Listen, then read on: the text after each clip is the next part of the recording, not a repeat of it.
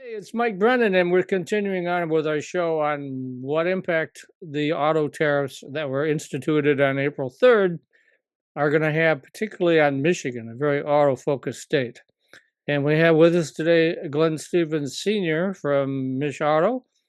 Let's start off with we know what Mich Auto is, but you're more of an inside baseball kind of group that the general public may not have heard of. So why don't you talk a little bit about what Mich Auto is and does? Sure, Mike and Matt, thanks for having me on. I'm glad to be able to spend some time with you today. You're right, it's a busy time, but it's a good time for Mish Auto because what we serve as is a voice for the industry. And our association is a statewide industry association, and we focus on advocacy for the industry, the talent supply chain for the industry, and then the industry transition where it's going with regards to mobility. And we're part of the Detroit Regional Chamber. That's where our home is, but we are a statewide association. And as such, we're a big tent because we have OEMs and suppliers of all sizes, economic development agencies, professional service firms, startups. Anyone who touches the industry is a stakeholder. We're working with them. And right now, we are really working with them on a daily, hourly basis. Yeah. So working with them, how? I mean, what's going on these days? As if we don't know. Matt, I tell you, I like to get out and see facilities and get to R&D centers and headquarters and talk to the leaders and get out on the floor. And I do that regularly because I've done it in my past lives and I really enjoy that.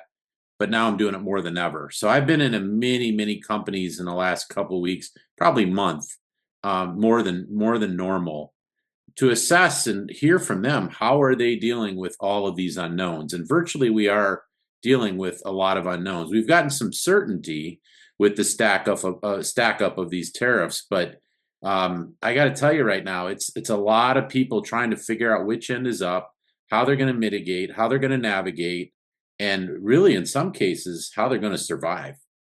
Sure.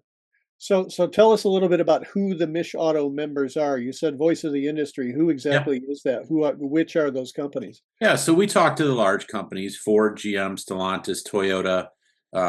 They're all part of our association, the large OEMs, but so are the major tiers, companies like Magna, Next Tier, Borg Warner, but lots of tier twos and tier threes around the state, many on the west side of the state. And these are the companies that are absolutely in the thick of it right now with the tariff and trade situation. And so that's who we're talking to.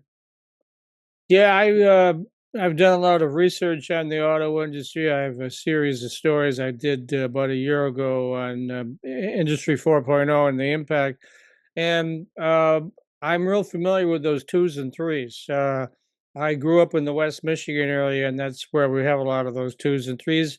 In fact, worked my way through college working at a tier three. So um, it's and those guys to begin with, their margins are so Yeah. thin Yes. that I don't know. This is like spooky. This has got to be scaring the heck out of them, right? Well, it is. And here's the other thing, which, and I was talking to somebody about this yesterday. They're all coming off of another major impact that they had to deal with. And that is that a lot of companies, tier twos and tier threes, were asked to put capital in for EV demand, which did not materialize. Hmm. So there, as you know, there is EV is growing, but at a much slower demand. So there's a lot of programs and projects and launches that are pushed back. And you've already put capital out. You've hired people. You've had program management. You bought the fixtures and the tool and die, and that's not paying off right now. And now all of a sudden, here comes tariffs on top of it. So you're right. You're talking about a thin margin, long lead time basis. Small companies, they can't absorb this type of hit. Now, the question is, can they push that up through their supply chains and their customers? And we all know that ultimately what that means is potentially a much higher price for a vehicle in the showroom, which I know you guys have chatted about. Well, and I know we were talking with Sean from Kelly Blue Book earlier, and my question was, I personally drive a Ford Bronco Sport, which final assembly point is Hermosillo, Mexico. But there's parts in it from the US, there's parts in it from Canada, there's parts in it probably from Asia, some of the electronics and stuff. And I'm just wondering how many times those parts go back and forth over borders, and how is all this going to apply to that? And his answer was, well, they haven't written the rules yet. They have not. Yeah.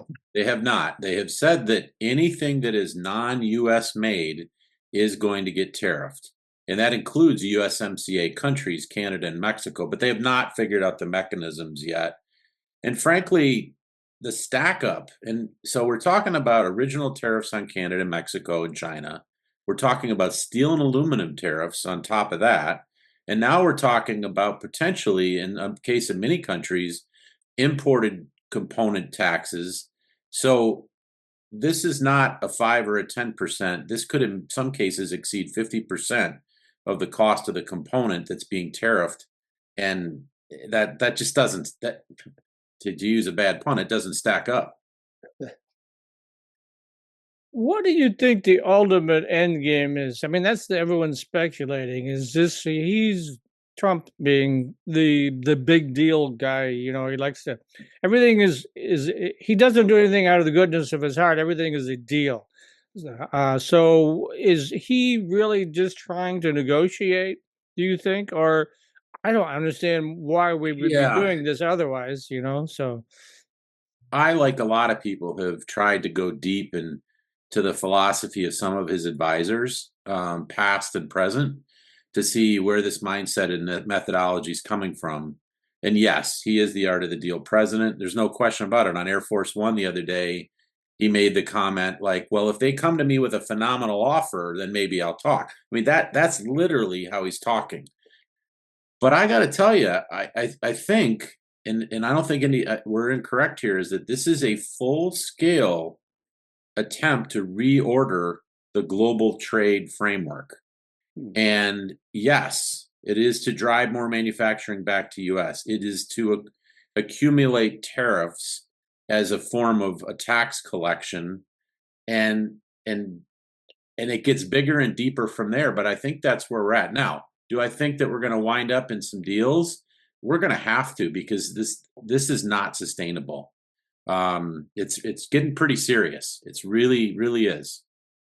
yeah, I was tracking the market today. Last I looked, it was down like another 1,200 points or something, and it's probably even lower than that because I haven't looked at it in a couple hours. So it's 3 days of bloodletting. Now the market is, you know, I mean, a lot of people have 401ks and they're probably panicking, but you know, that's the other advice: is what do you do? No one really knows. I cashed out on Thursday and said to hell with it, but a lot of people probably aren't. But what impact do you think that's going to have? Suddenly, people are going to go, "I don't have any money to put into cars anymore because I just lost, you know, so many thousands of dollars on my 401k or something like that." Do you think that's going to happen? I don't. I think it's inevitable. I mean, I hope I'm really wrong here, but every analyst that I talk to has taken production out of their forecast right now for two reasons. Number one, the price of the vehicle is likely going to go up, and an average transaction price of around $49,000 in this country, which is already very high. If it pushes three, four, $5,000 up, that's going to suppress demand. The other reason is, you're right, disposable income and people making decisions. People are going to hold on to vehicles even longer, and the car park is already at a very old, mature age, which frankly gets to be a safety issue too, and a repairability issue. And by the way, many components that are spare parts to the repair shops, those are imported parts, and so those are going to have a hit too. So we're looking at a lot of different things stacking up here, which is going to be difficult. And perfect timing for your next guest, because he's been studying this stuff, and Patrick and I have had a pretty strong dialogue about this a lot. But we're in a pretty serious situation, guys, right now, that doesn't appear to have any end game, and we're really worried about all the suppliers and the OEMs, but certainly the smaller ones. Yeah. Yeah, that's that's another thing that I was going to ask about. Like Mike, I worked my way through college at a auto supplier factory. It was a paperboard plant in West Michigan that made trunk liners and hood liners and glove compartment liners and stuff like that. That's really, they took craft paper and turned it into really heavy paperboard. And I'm pretty sure they still mostly supply the auto industry, and I'm just wondering what's up for a company like that. Well, so that's interesting, Matt, because what we're going to see is it again, do we want more manufacturing in Michigan? Absolutely. But there's a lot of things that go into this. I mean, the supply chain has evolved over decades and it has found the lowest cost, the highest quality components. And USMCA, frankly, has been working. It needs to be reopened. It needs to be tweaked. It probably needs more than tweaking, it needs to close some loopholes that it has, but that's all part of what we anticipated. But the other problem is when you're going to move production and you're going to build bricks and mortar, and the bigger it gets, it takes a lot of time, it takes capital, and it takes talent, and it takes skilled trade talent because more and more facilities are going to have automation. So we have a lot of things that are coming together. You just can't make this happen because you think it's ideologically the right thing to do. Well, and what somebody pointed out to me the other day too was that some of the components that you need to build factories to make components, those components that you need to build factories are being tariffed. Yeah, That's I mean, a lot of capital equipment. We make a lot in this country, but a lot of it comes from Europe and Asia. Um, yeah, I mean, look at the battery lines that have been put in. yeah. That's not that equipment, that technology is not from the US. It is all imported.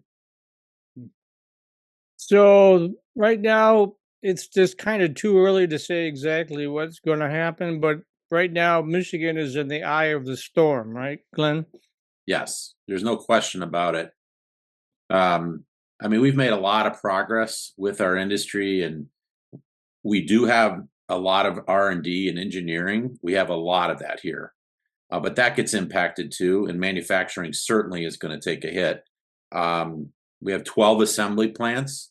Each one of those vehicles is being looked at right now for, its market, the trade-offs you make, what you import, what you don't import.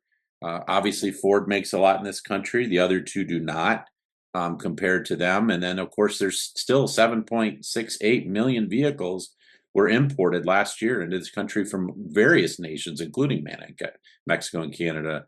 So I think we are definitely at the very beginning of what I am not a sky is falling person, but I'm really concerned. And I also know that we're a resilient industry and we'll get through this, but it's going to be bumpy.